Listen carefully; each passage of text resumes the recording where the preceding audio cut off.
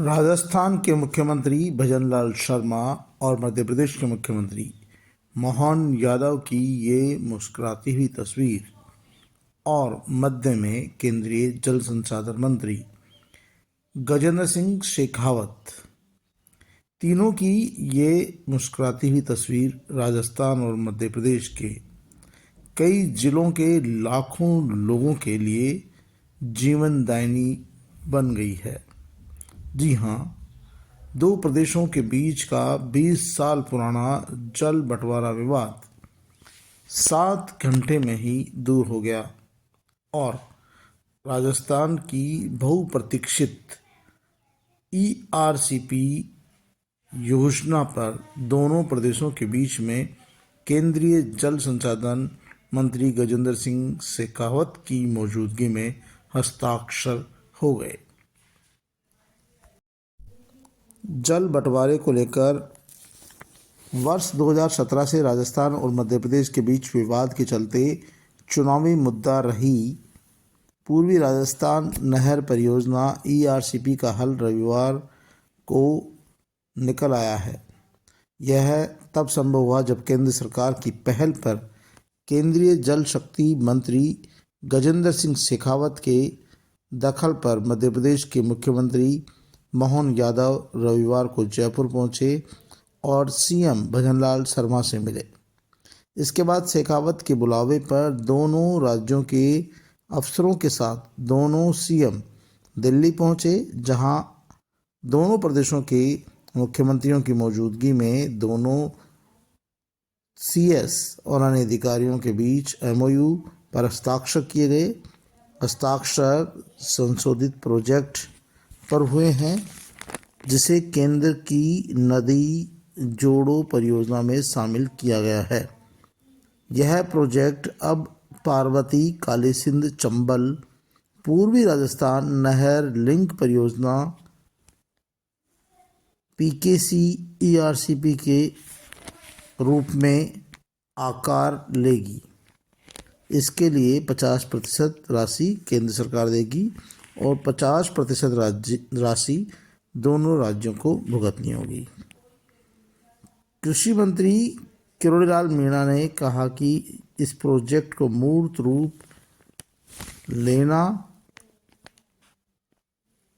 हमारे लिए सपना साकार होने जैसा है और हम लोग ही नहीं, ERCP प्रोजेक्ट के लागू होने से पूरे पूर्वी राजस्थान के लाखों लोगों को इसका लाभ मिलेगा।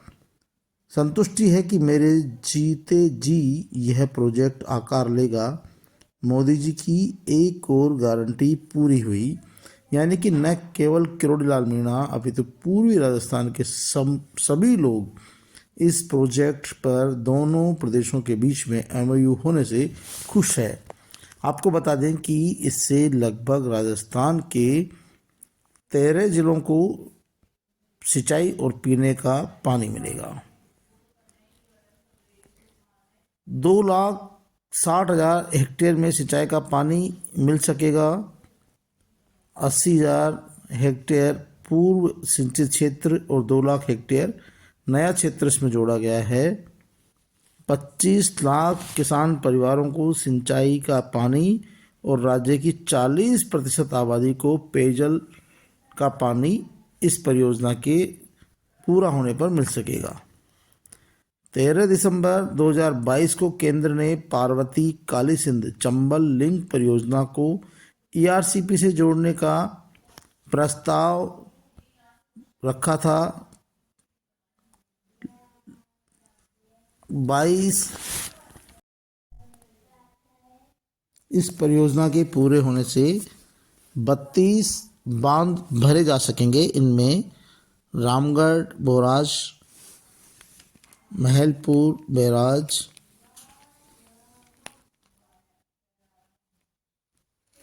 मेज बैराज, राठौड़ बैराज, डूंगरी बांध, पूर्व निर्मित 26 बांधों का पुनरुद्धार होगा। पहले सिर्फ राजस्थान, अब दोनों राज्यों के 13 जिलों को इसका फायदा मिलेगा।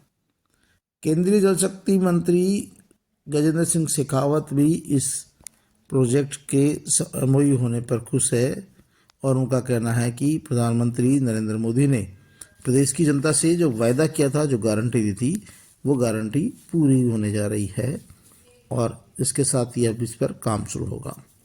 आपको बता दें कि भजनलाल सरकार की ये सबसे बड़ी उपलब्धि के तौर पर मानी जाएगी। इस पर काम शुरू होने से राजस्थान के मुख्यमंत्री भजनलाल शर्मा का भी कद बढ़ेगा और जल शक्ति मंत्री गजेंद्र सिंह शेखावत, जिनको बार बार मुख्यमंत्री अशोक गहलोत और पूरी कांग्रेस की सरकार में मंत्री रहे, विधायक रहे, सभी इस बात को लेकर उन्हें ओलमा देते रहे थे कि वो केंद्रीय जल शक्ति मंत्री है, लेकिन उन्होंने राजस्थान के लिए कोई काम नहीं किया। अब कम से कम गजेंद्र सिंह शेखावत ये कहने का साहस कर सकेंगे और सीना ठोक कर कह सकेंगे, छाती ठोक कर कह सकेंगे कि उनकी मौजूदगी में ही और उनकी पहल पर ही 20 साल पुराना पानी का विवाद हल हुआ और न केवल हल हुआ बल्कि राजस्थान और मध्य प्रदेश के 13 जिलों को पेयजल और सिंचाई का पानी मिल सकेगा। इससे लाखों किसानों के परिवारों का जीवन सफल होगा और ये अपने आप में बड़ी उपलब्धि है। वहीं अधिकारियों के बीच इस पूरे मामले पर हस्ताक्षर होने के बाद जब दोनों मुख्यमंत्रियों ने दस्तावेजों पर हस्ताक्षर किए, समझौते पर हस्ताक्षर किए, तो दोनों ही मुख्यमंत्रियों के लिए यह एक बड़ी लकीर की तरह है, जो एक तरफ मोहन यादव और दूसरी तरफ राजस्थान के मुख्यमंत्री भजनलाल शर्मा की मौजूदगी में हुए और दोनों ही पहली बार मुख्यमंत्री बने हैं और दोनों ने ही वो काम कर दिखाया जो बड़े बड़े दिग्गज नेता पिछले 20 साल से नहीं कर सके थे।